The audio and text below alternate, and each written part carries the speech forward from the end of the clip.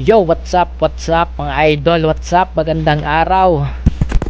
This is Sir Master Louie Ino again, nagbabalik sa ating YouTube channel. And for this video mga idol, mag-a-update lang tayo ngayon sa crypto market at sa position natin. So mga idol, ito nga pala yung last na charting ko kay BTC. So ayan yung setup ko. Yan, ganyan yung setup natin kay BTC. At ayun na nga, breakout na, nagkaroon ng breakout. Yan, dumire-diretso. So itong si BTC, chartingan lang natin para pangdagdag ng confluence. Pero itong si GMT at si Ape talaga yung tinira natin. So ayan, ito sa Ape natin, ayan. Yan, solid ng entry natin, ayan. Nung nabasag yung trend line, ilang beses nag-retest, 1, 2, 3, 4, 5. 5 retest yung ginawa ni Ape sa 8 hours time frame since naka swing set up tayo. Ayan. Yan, 5 retest and then rejected. Ayun. So ayun, bumagsak na nga. At dahil bumagsak si BTC, hatak talaga itong si Ape. Kaya possible na mag-fully materialize itong ating chart. So ito yung target natin, ayan, TP1 na hit na, TP2, TP3. So ayan yung setup natin kay Ape. Yan, bali pinost ko to sa aking wall bago magsak itong si Ape. Pinost ko na swing short. Pwede nating siguro nung nung Webes nagpost ako nito. So ayan yung nangyari kay Ape. After magkaroon dito ng breakout, ilang retest yung ginawa, kaya in-entryhan na natin. So ayan. And then si GMT talaga, itong si GMT, ang laki ng binagsak. Kaya lang nakapag early out tayo kay GMT. So ayan, ayan chart natin sa kanya. Yan, multiple rejection sa taas. Yan.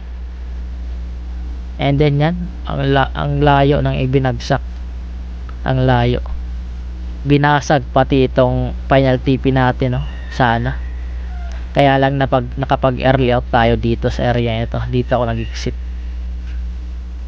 So ayun yung nangyari mga idol.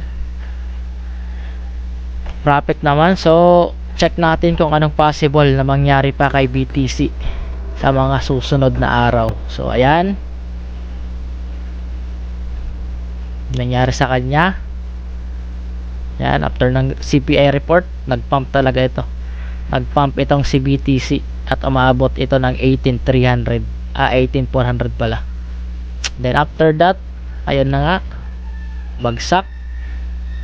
Since December ngayon mga idol, since holiday season, marami talaga mag-exit ngayon sa mga investment nila at ilalabas yung puhunan nila. Kaya babagsak talaga ang market every December bumabagsak ang market. So ayan yung nangyari. So possible dito kay BTC, yan, na mag-retest muna dito for correction. Yan, dito sa area na ito. Wait lang, guhitan natin. So possible dito, ayun na nga, inabot na nga ni BTC itong area na ito. Yeah. So yan, sa area na yan. And then babagsak ulit. Yan, possible ganto yung magiging scenario nya. Yan, ito. And then babagsak, pullback, and then bagsak. So yan ang possible na mangyari kay BTC. Pabagsak pa tayo mga idol, kaya napaka-risky pa na mag-long ngayon sa market. So sabay lang tayo sa trend, sabay lang tayo sa agos. Wala mo na magka-counter trade since pabagsak yung market ngayon mga idol. Ingat sa mga maglolong position. So yun lang. yan, papakita natin yung position natin kay ape. Yan yung ape natin. Actually kanina nakapag ano na ako, nakapag 50% TP na ako, and then yung naiwan, nag-adjust ako ng stop loss, and then hayaan ko na. Yan, nakatipin ako ng 50%, and then yung position natin nakaset din tayo ng stop loss. Yan, para kahit balikan may profit pa din. So iiwanan natin yan, abangan natin kung may hit yung target natin dito sa 2.87. so ayan, possible talaga mangyari yan mga idol. Yan, preview setup natin sa kanya. Yan, so paborito ko talaga itong si Ape at si GMT na tirahin. Yan, so profit na tayo, naka swing short tayo with decent leverage. Hindi tayo nagmamax kasi napaka risky since malaki yung margin natin, kaya maliit lang yung leverage natin para kahit tamaan yung stop loss natin, minimal loss lang. Kung makikita nyo mga idol, yan yung risk to reward ratio natin is, yung risk is 2.56% lang, and then yung reward ratio naman natin is 11.5. so napakalaki ng pagkakaiba, napakalaki. So hindi tayo 1:1. so yan, kailangan mas malaki yung magiging profit kaysa magiging loss natin. So sa trading mga idol, discipline, mag-abang lang, mag-abang sa market, wag pasok ng pasok.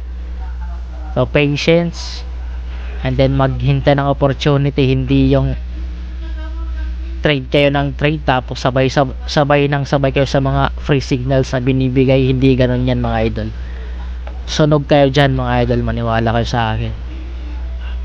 Maghintay kayo ng tapang opportunity, mag chart kayo, and then abangan nyo, kasi sa status ng market ngayon napaka risky na mag scalping. Ilang beses na akong nadali dyan, yung mag green tapos after magpupula, and then tatamaan yung stop loss. So ayaw ko nang maulit yon, kaya laging swing set up na lang tayo mga idol, para lang tayong nagtanim, and then after ng ilang araw meron tayong aanihin. Tamaan ba yung stop loss natin, maliit lang yung loss, minimal loss, pero pag tinamaan naman yung mga TP natin is malaking gain naman. So ganyan sa trading, patience, discipline, and wag kayong greedy mga idol. JMT, ayan, kaya lang nakapag-exit tayo ng early pero profit pa din. So yan lang mga idol, pabagsak pang market, wag munang magka-counter trade. Okay, so happy trading and alright.